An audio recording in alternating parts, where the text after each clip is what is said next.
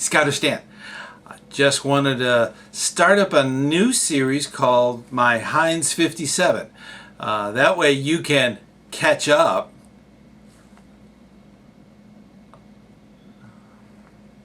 Anyways, you can definitely watch these next few videos and find out more about the subject of scouting. The very first one is about how scouting started in America. Stand here. The subject of scouting is fascinating, especially in America. It all goes back quite a while, quite a ways, well over 100 years. It has been around for a long time in the United States. And in order to understand the founding of scouting in the United States, it's important to look at the big picture. So it all starts back with the foundation, the beginnings of what they call the YMCA, or the Young Men's Christians Association. Back in 1844, Sir George Williams started the Y, or what we call the Y, the YMCA. And it was really just to give a structure to help the bodies and minds and spirits of young men, especially in Britain. London is where it was based. That's kind of where it all began, okay, where movements like scouting were starting up. In the mid-1800s, the environment that it was established in was not conducive to producing good young people with a good, fruitful future. So the YMCA was critical in that role. Shortly after that, in the United States, because it's also very industrial, we started a man by the name of Ernest Seton in 1902, right around turn of the century. He started a group called the Woodcraft Indians with a book that was called the Woodcraft Birchback Rolls. I think that's the name of it. But that was what he started in 1902. Then shortly after that, you have Daniel Beard, Daniel Beard. Beard in 1905 started the Sons of Daniel Boone, and they had a nice hat and all that. It was a big deal. Those two groups, they were young, they were brand new, but those two groups quickly adopted some of the basic principles from a general in England. That general was Baden-Powell, or BP. He preferred to be called BP. Baden-Powell, Lord Baden-Powell, from England, started to do some experiments. He discovered that there was a movement going on after he left the military. He had written some books about scouting for the military. They were being incorporated by the British youth, and he discovered this system was working rather well. So he did an experiment in the founding year of scouting in Britain in 1907. That's when the very first experiment, known as the Brown Sea Island Camp, that was the first experiment. Fascinating subject. I can do a whole episode on just that. He then wrote a book that he had been working on before the experiment, and used the experiment to finalize a booklet series called Scouting for Boys. And it was, I think it was 6 parts, and it was just a magazine, came out every 4 or 5 days. So it was a huge hit. It went into mega reprints, and when they put it in book, it snowballed from there. It just got bigger and bigger. In 1908, the first official scout troops started appearing all over Great Britain, and they had finalized everything. They even had an office for Baden-Powell, and that's kind of where it all began. So knowing the background, how did that end up coming to the U.S.? Why aren't we the sons of Daniel Boone? Okay, which wouldn't be bad. Okay, but it was amazing how it all started. There was a newspaper writer that was over in England, William D. Boyce. And Mr. Boyce was seeing different people in London. And during that time that he was over there, it was extremely foggy. And he got lost in the fog. He could not read the street signs. He couldn't see the buildings. I mean, it was bad. And because of the fog, he was walking along, and a young scout, a British scout, tapped him on the shoulder and said, "Hey, are you lost?" And he said, "Yes, I'm desperately lost. Can you help me? I need to get to this address." So he shows him the address. And, of course, he takes him there. Well, it was just wonderful. I mean, this literally, this unknown British scout came out of the fog to help Mr. Boyce find a location. So he gets there, and he wants to give the scout a tip. Now, he didn't know it was a scout. He just thought it was just some kid. So he was trying to give him a tip. He says, "Oh, no, no." The scout says, "I cannot take a tip because this is my good turn." Mr. Du Bois was so stunned by this generosity that he wrote about it when he got back to the U.S. And it snowballed, just like Baden-Powell's book. And he got to meet with Baden-Powell, and he got to get all this information, and it just snowballed. So with him, he actually pulled in some people for the starting of scouting. The very first incorporation of scouting was in 1910. That's when it started in the U.S. That incorporation was done through Mr. William D. Boyce. He was the one who got the incorporation. He had a group of people, of course, Du Bois, the man who did the incorporation, Stetson, Beard, and a man by the name of Charles Eastman, who was a Dakota native with the YMCA. So those four people kind of formed and put together and got the books together. Baden-Powell was involved in writing some of the things and using some of the stuff from Baden-Powell and putting that together into an actual organization. Then when the Du Bois then handed that over, the development of the organization, he handed it over to Edgar Robinson and Lee Hammond. And those two put it together in a straightforward procedural way, okay, that it can be used for American youth. Later on, side note here, Lee Hammond, he was the founder and wrote a lot of stuff about campfire girls, okay? That's where that comes from. Of course, that wasn't incorporated until I think it was 1912. So, but that being as aside, those two people kind of put the structure in action, and from that structure, the group hired the very first scout executive to execute this plan to make it work for America. The very first scout executive, of course, was James West. James E. West, I think he was his middle name. Anyways, James West was the very first one, and that was in 1911.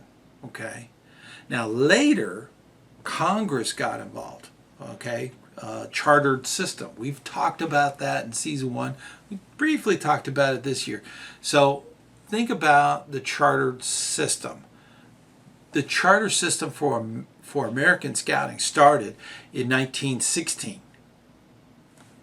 Okay, it was a charter from the Congress of the United States, signed into law by the president, signed into law, incorporated and chartered through the United States government.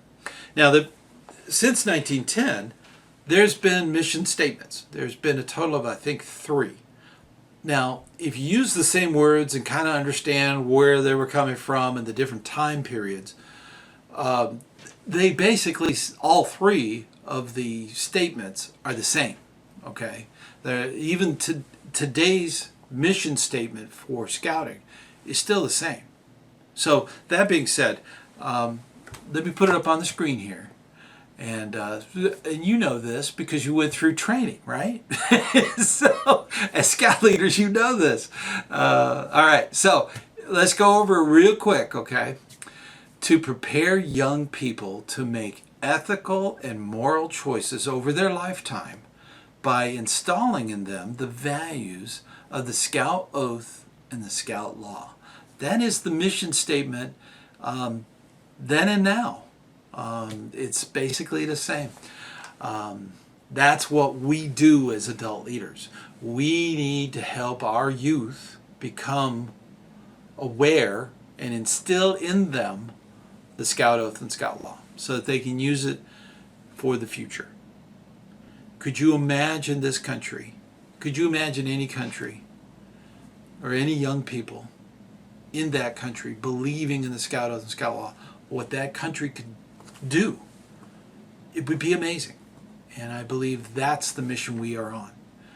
But of course, once you get to the point of creating it, there are people involved in actually putting it together. So here's a little more on that subject.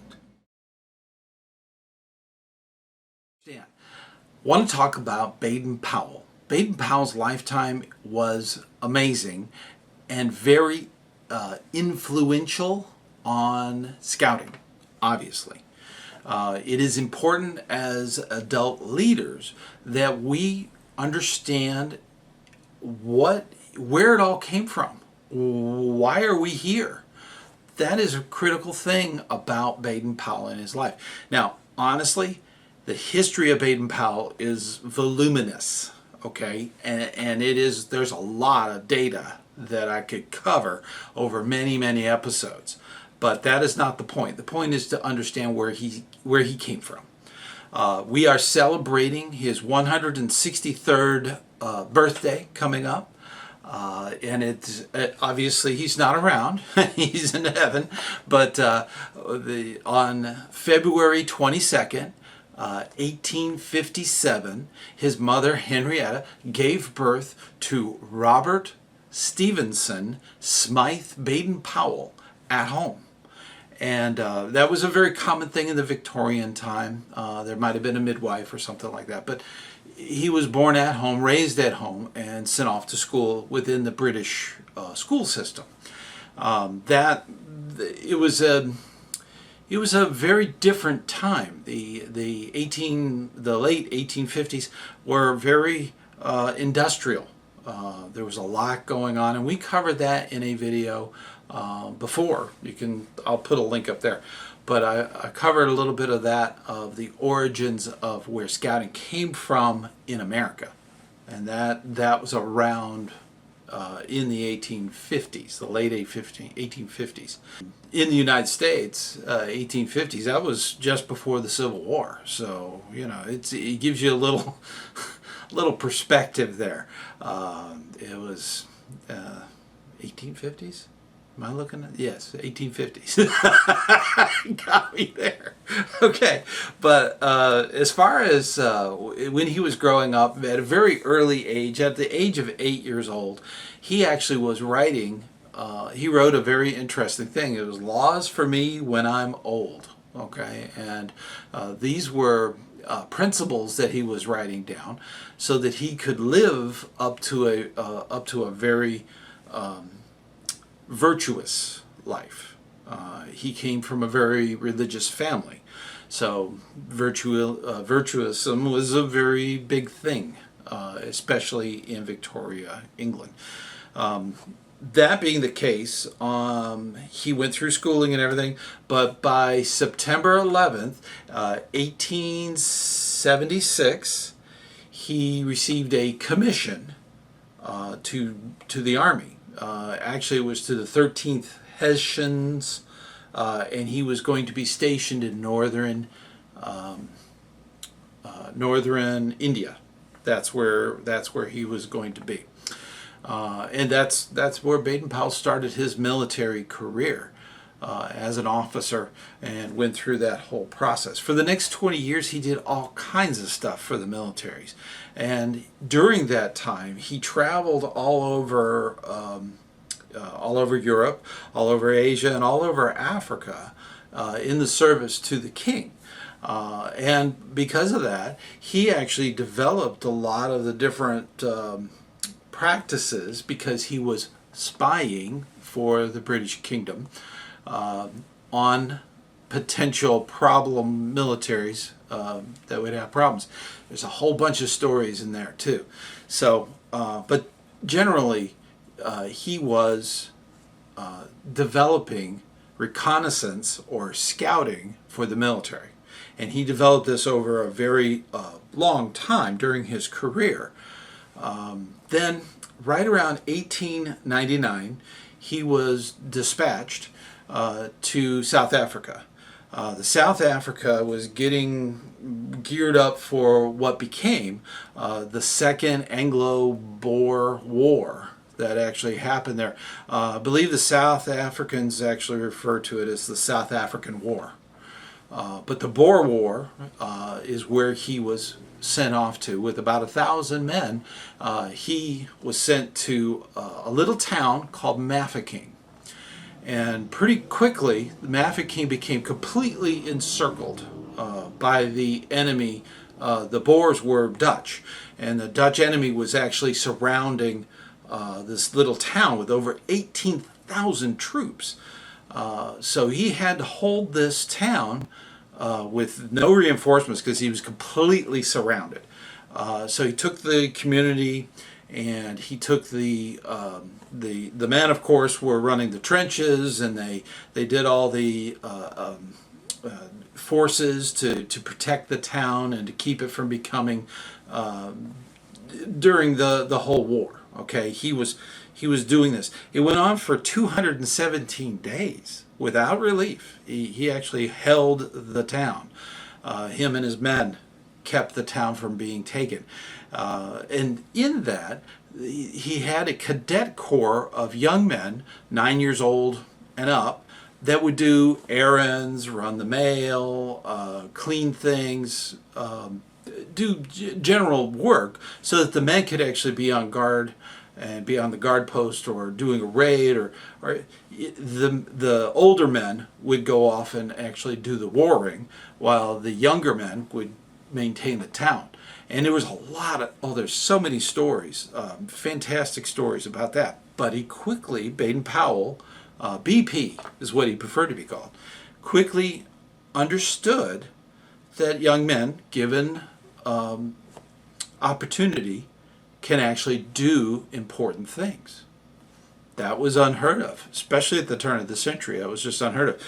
During that time, Baden-Powell was also writing a book, and the book was actually it was entitled "Aids to Scouting for NCO and Men." Okay, it was a military book, and he snuck the transcript out of Mafeking. It eventually got to his publisher in England, where it was published in that year, right around the turn of the century. That was huge. It became a very popular book, sold a lot, and we'll get back to that. But later on, once he was relieved after 217 days of siege, he was relieved, and he moved on to other things during the final days of the South African Boer War, the Second Anglo-Boer War. So keep in mind that was all melding in his head, and there was things that happened that was just amazing that went on during that time. He learned so much about the patrol method, because the brigade was a huge group of young men, boys really, 9 years old and older. They actually were given tasks, and they broke into little groups of 5 to 8 boys so that they could take on a task like delivering the mail. Okay, patrol method was actually invented. That's where it came from. So during all this time, the patrol system came along, and it was enlightening for Baden-Powell. Baden-Powell quickly became a hero back in England because there was a lot of losses during the war, and this was a great hero story, and Baden-Powell became a major hero to the British people, holding a town against all odds, overwhelming numbers, and holding it for so long without any relief. That was a major heroic thing that actually occurred. Plus, he had a book out that was getting more and more popular. When Baden-Powell finally returned back home, he was absolutely shocked that there were boy brigades actually formed from his little red book of scouting for NCOs and men. That was huge. He did not know that that was going on. This snowballed into a movement, and he couldn't. He just wanted proof. So he developed with some friends. He actually some military friends and acquaintances that actually gave him an area where he could run an experiment. The whole idea was to take 20 boys from all different levels within the British community, and whether it be poor, middle class, upper class, doesn't matter. They would take these 20 boys to an area for a week, and in that they would break them into patrols and do what we call summer camp, do all kinds of activities, team building, and stuff like that. He wanted to see what the dynamics was of that. Would it work? Is it possible? I mean, up until this time, nobody even knew. He went through this process. He secured an area called the Brown Sea Island, and I believe it was August 1st of 1907, he was able to do this encampment. It was a tremendous success. He had the 4 patrols, 5 kids in each patrol, and then he had 8 helpers, including himself, 8 adult leaders that actually ran all the activities and stuff. And it became a huge success. Okay, and this inspired Baden-Powell to come up with more stuff in regards to the scouting scheme, as he called it. And keep in mind, this is turn of the century kind of terminology. Scheme is a plan. Okay, that's what we say in the United States. A scheme has no nefarious connotation to it at that time. Today it might, but keep that in mind. Baden-Powell actually called it the scheme, and he ran lectures about his crusade of the scouting scheme. During that time, his publisher wanted him to write a book for scouts that were already in youth brigades in England, so that they could actually form it into scouting as we know. This came together. He actually developed a booklet form. It was actually it was called Scouting for Boys, and it was sent out through the publisher. I think there was 6 issues, and it was every 4 or 5 days they would come out with a new issue. And it was 6 issues. It was 2 pence a copy, and that was very popular. It became huge, and they actually took the 6-volume set and created a book out of that. So that's how it all really formulated scouting within Britain. During this time, we talked about William Boyce. Link up here. We talked about him and how he could, how he was bringing that over to the U.S. The whole idea, and it was growing leaps and bounds. It was just going nuts. Okay, so that's kind of how scouting all occurred. Now I'm going to skip the next 50 minutes of dialogue because I'm running long tonight or today or whatever it is. So I just wanted you to know that these are some of the things that kind of started the whole thing off. The headquarters was established in London. Baden-Powell's friend, Gilwell Park. You've had all these different things that went on. I highly encourage you to look into it. It is inspiring what he was able to accomplish. So that being the case, You know a little bit about Mafeking. You know a little bit about a lot of different things that he did in the middle of his life, because he spent the rest of the time promoting scouting. Even the king told him to leave the army and go do scouting. So, you know, that was huge. That was a major thing. So I'm recommending you do a little bit of homework, look into it. There's a lot of it on the internet. There's a lot of really good books you probably already have in your library. So now that we have it all put together, the foundation of American scouting, of course, is the Scout Oath and the Scout Law. But who wrote the Scout Law? One of the neat things about scouting is the Scout Oath and the Scout Law. The Scout Law was written a long time ago, and we, in the United States, we say 12 points to the Scout Law. How did that come to be?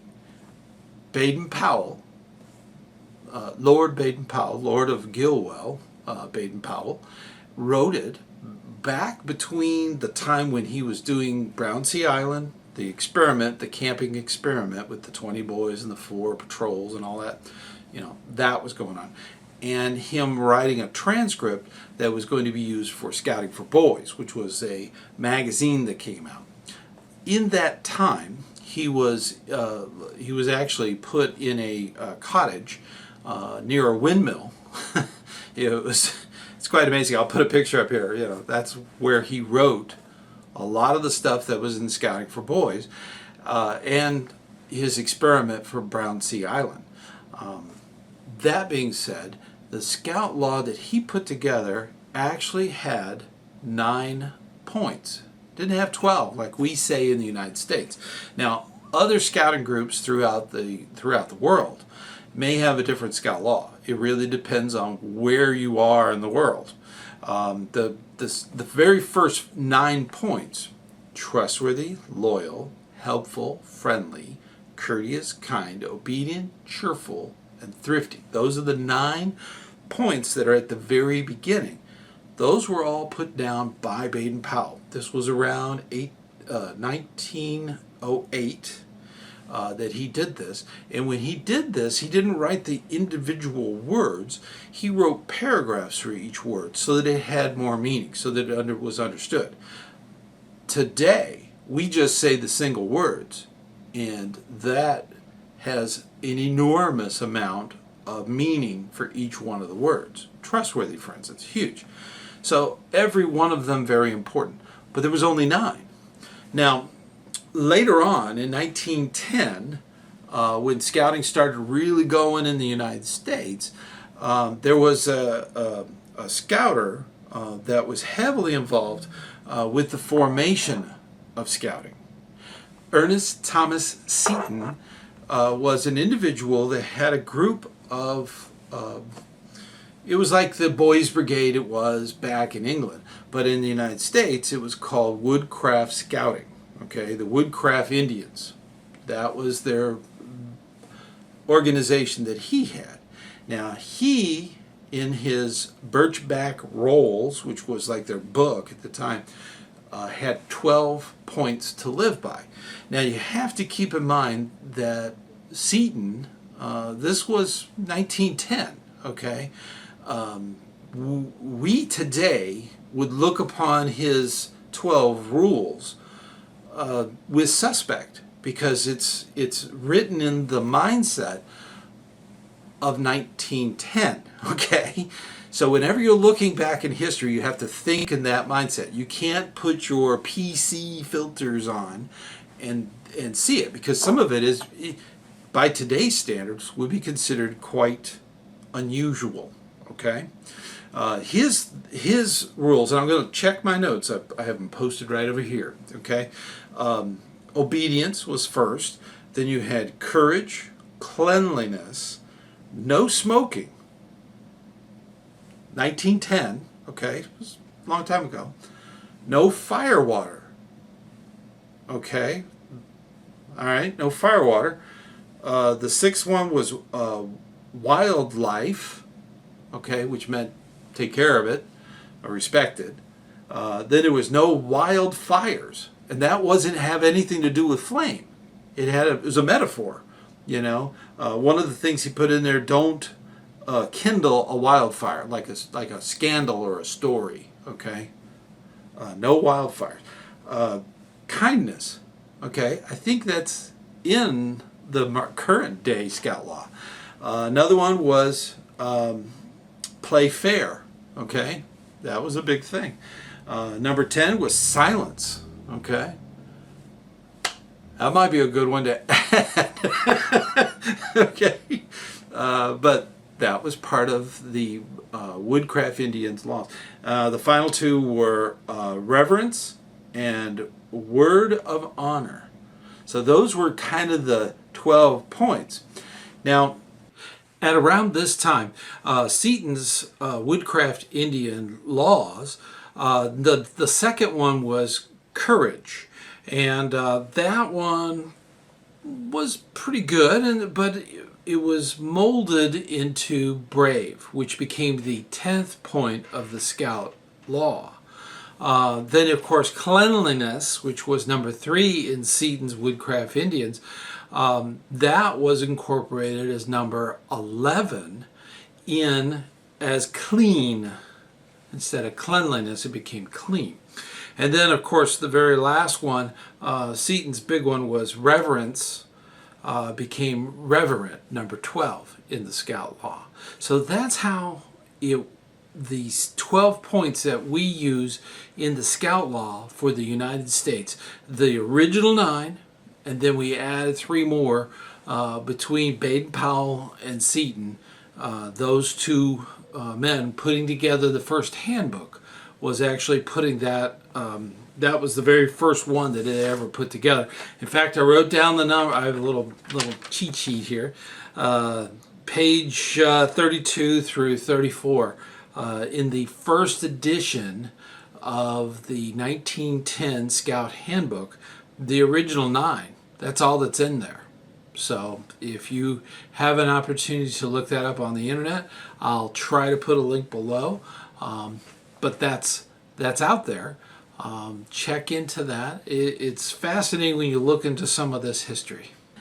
Knowing these things just gives you so much more enlightenment.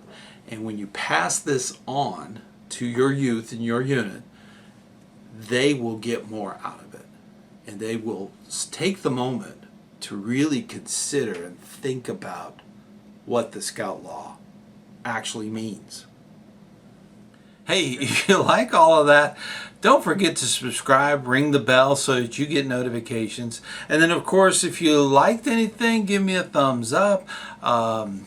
Share with your friends and your scouting leaders within your unit. And, of course, if you have any questions or comments, please put them in the community here on ScouterStan, and I will answer them. Until next time, I'll see you on the trail.